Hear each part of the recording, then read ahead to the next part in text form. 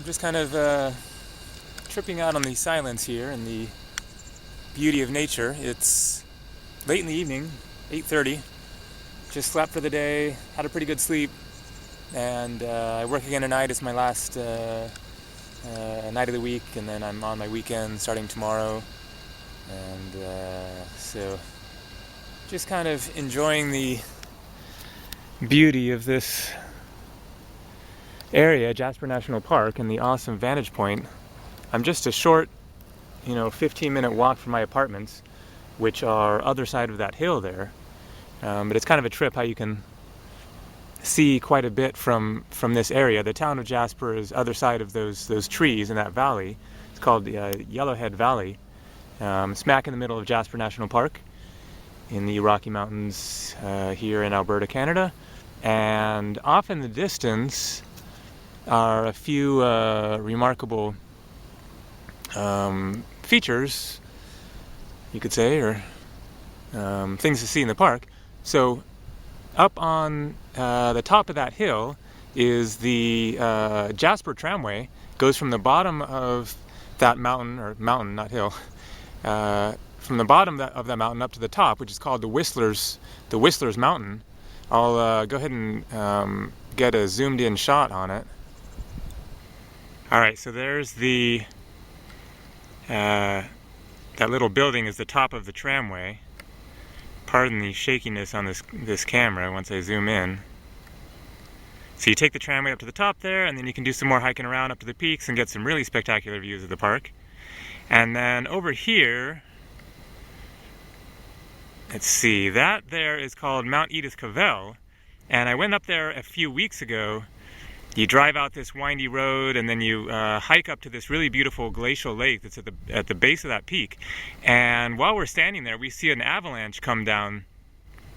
Not right there, but off to the right. There's a glacier called Angel Glacier, and it wasn't anything massive. But the thing is that last summer, a massive avalanche came off the side there. I think it's that section there where there isn't any snow in between those two snow patches, and a huge chunk of ice and snow fell down into the lake, created a tsunami, which then flowed down and took out part of the parking lot.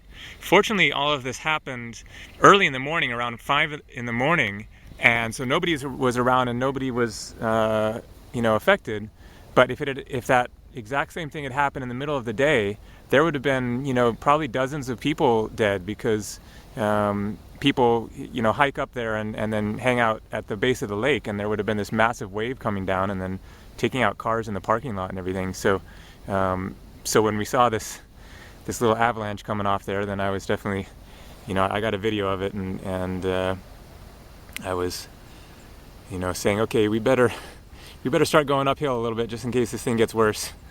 But it was fine. It wasn't that big. Pretty sight though. And heading down that way is the Columbia Icefield, which is the headwaters for the Columbia River. And then eventually you get to Banff National Park, which is a little bit more popular national park here in Canada. You can see, some little glaciers on the sides of these mountains here, but there's even bigger ones a little bit further south. As you can see, very, stark mountains once you get up above the tree line. A little bit of late evening light there on the side of the mountain there. So very beautiful scenery around here. I've been here about 5.5 months now, and the time's kind of flown by, but it's sort of flown by and simultaneously dragged on.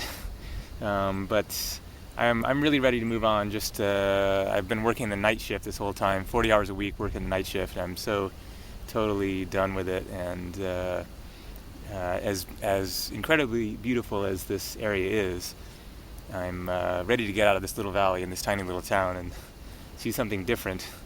I haven't been further than a 30-minute or so drive out of town in the whole 5 months I've been here. So, but I'm going to be taking off pretty soon, another maybe month or so, sometime in September. I'm very excited. I'm looking forward to travels somewhere around the world. Haven't exactly decided yet, but quite possibly Bali. Thinking about doing some trekking in the Himalaya mountains of Nepal. Maybe going to Thailand and doing a Vipassana course on Koh Phangan. I've been to Thailand before, but haven't been to Koh Phangan, and it sounds really beautiful. And then just tripping out, exploring the beaches and snorkeling and everything. Thinking about Mexico. I want to go to Iceland. Mongolia is on my list.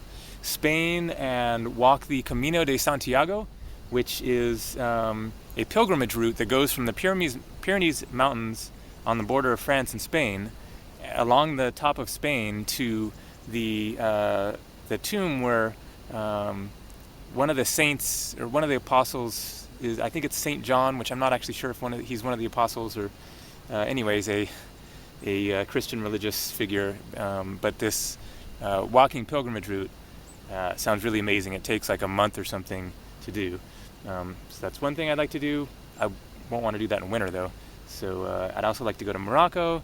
Who knows? I'm just excited to see some new parts of the world and do some fun and exciting things and get back into some wild and interesting culture that's a little more stimulating than a tiny little town in Canada with hardly any culture to speak of other than the bars to go to, which I never go to, and a movie theater that I haven't been to since I've been here, and the swimming pool, which has been one of the places I've gone to regularly, and so yeah, not a whole lot going on around here other than my hikes and working through the night. So anyway, that's kind of where I'm at the moment and what I'm looking forward to. Another month or 6 weeks of this night shift, and then I'm free and a traveling man. Looking forward to it. Have a good one.